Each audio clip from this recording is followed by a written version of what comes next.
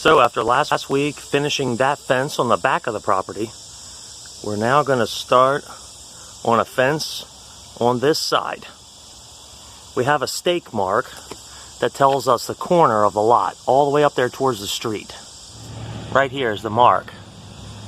So I'll start by getting a string line to the back so I can center the quarter post, and we'll line it up with the front of the house.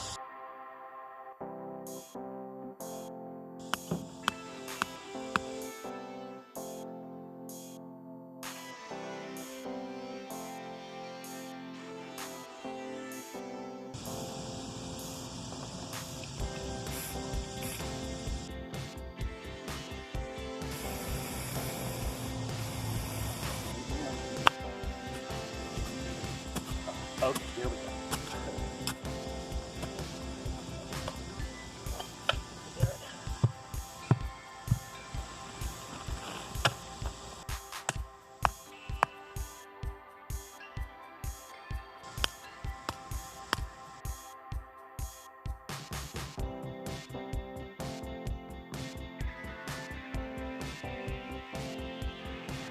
So once we got that first corner post set, I just went down the line, marked out the spacing, and then I used the string to gauge down with the level, just to get all these hole locations.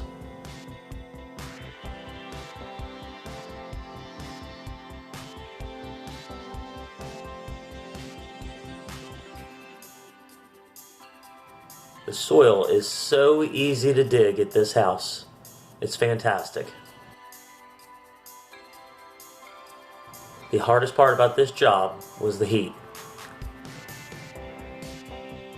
In the last clip, I showed a thermometer to kind of give you an idea of how hot it was, and it was essentially the same temperature.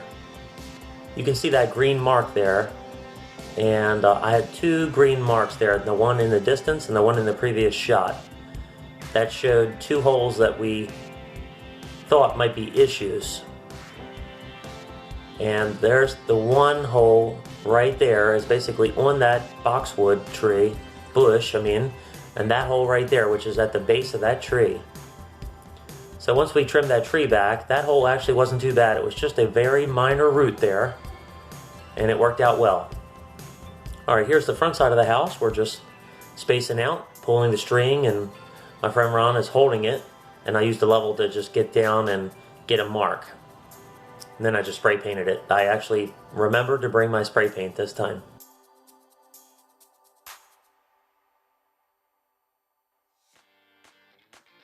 This hole right here was a little more involved. You'll see I had to actually get a digging bar because it was a lot of rock and gravel in this hole. So this was probably the hardest hole of the entire job. Now these posts here, where the gate will be installed, I actually dug them quite deep. I almost went 3.5 feet deep in both of these holes. And we're going to set a 6x6 in here just for stability of the gate. Oh man, that breeze feels so good. So hot. Coming with the string.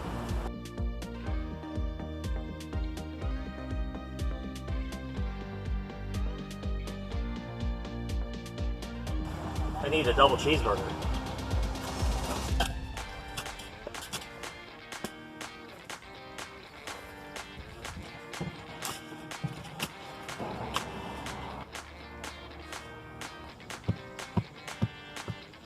Let's just go with that. That's fine.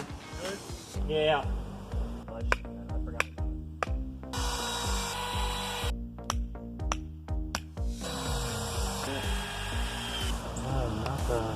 Whatever that is. Not the azaleas.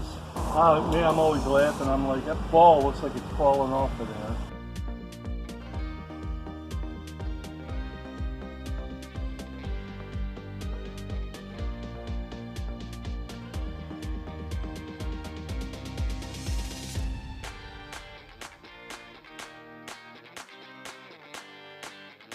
In the previous couple shots there, I showed us on the far side of the property. We just decided to try to pull the string later that day, just so we could gauge because we'll have to do some trimming on a couple of the shrubs over there.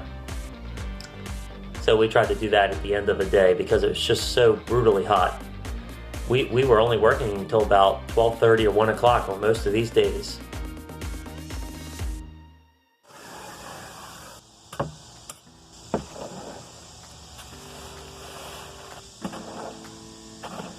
Right there. Go slow, yeah.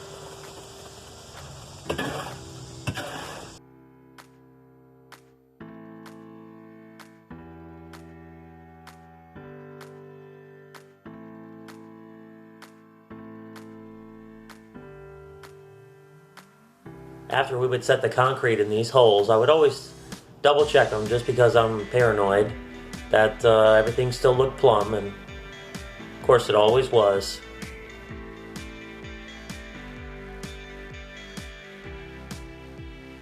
I did 2 bags in each hole.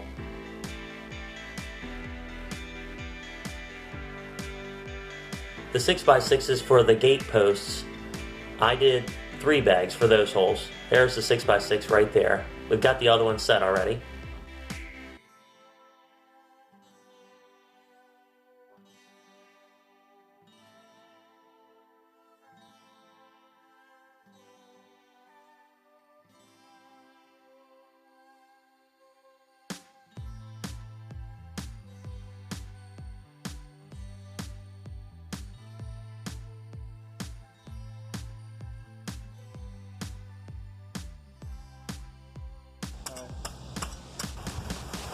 No.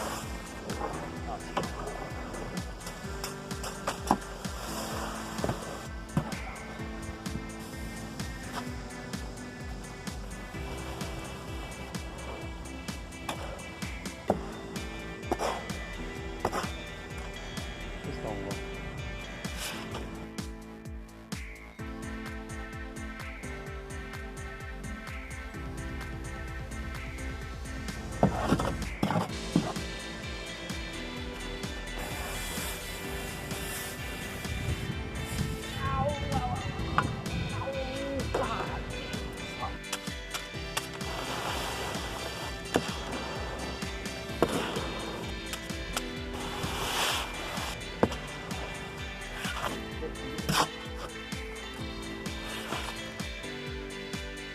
I'm gonna move that a little.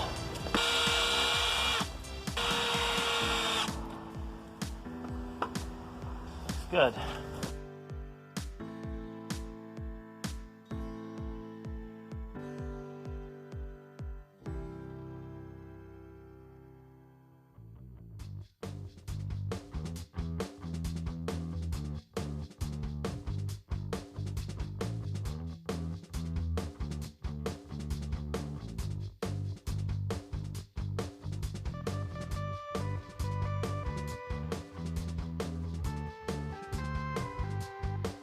Here I'm just pulling a string. The homeowner said he wanted it not necessarily to be like any certain angle, but just that it was a straight line as it went up that rise in the front there. Same thing on the side. So I just pulled a string and put marks, and here I'm coming back and cutting them all out.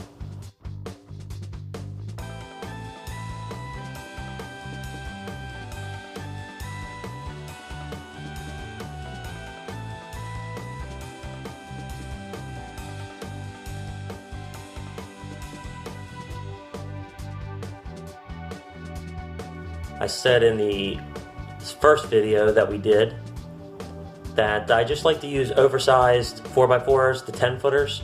Then I can cut them down to exactly what I need. I know it's a little more waste, but I prefer to do it that way.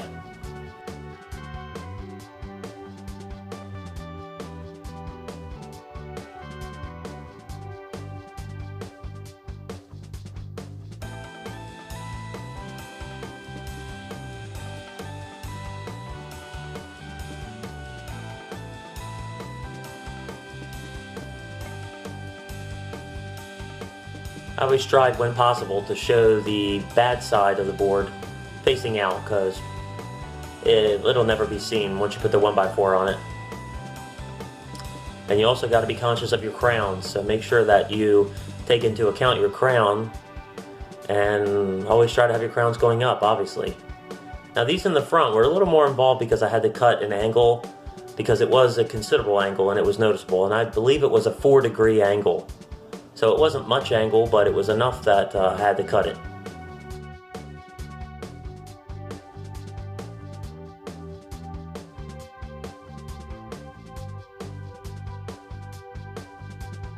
Here we're just digging this one last post against the house. I didn't want to dig that on the same day as I dug the 6x6 one because I was afraid it would cave in and just be one gigantically massive hole. So I waited till the following day to do that. Now we're just trying to wrap up the last couple posts that we need to dig out. So we're just trying to do these last couple holes here. These ones along the front area and then on the side. Okay. You do.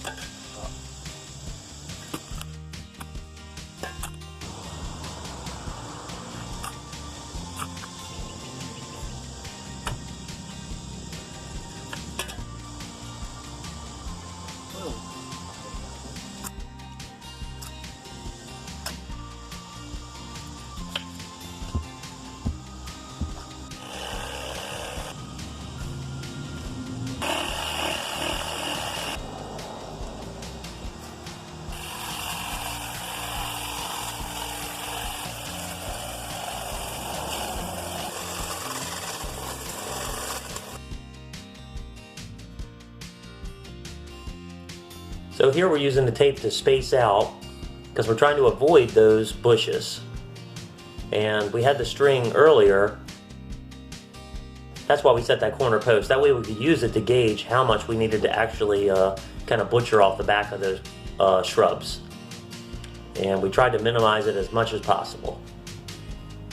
So we dug these holes and we actually changed the space pattern to make it work. And this will be a problem in the future. You'll find out in the next video.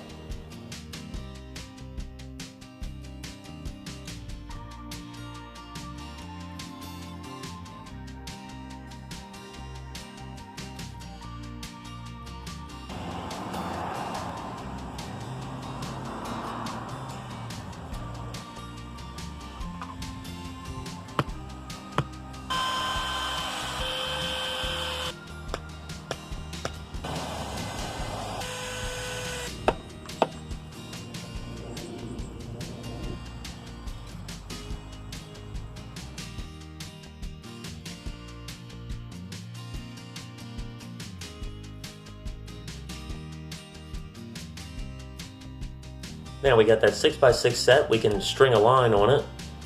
Then we use that to gauge our other posts in the line here. Normally I would cut a piece of that 1x3, that strapping, and put between the line and the post. And then I would measure 3/4 of an inch to the post.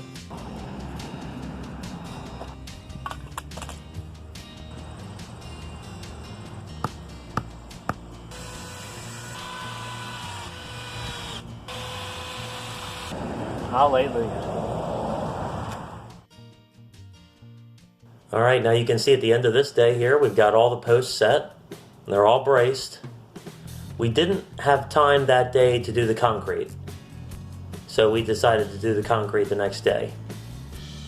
There's the post going down the side of the property, which, like I said, you'll find out in the next clip about the problem with those. And here's this one post on the side next to the gate. And here you can see where we have all the blocking. It's all ready for the fence boards. So, thank you for watching. Hope you enjoyed the video. If you did, please give it a thumbs up and consider subscribing. Tune in next week for the final conclusion to the fence video. I'll see you then.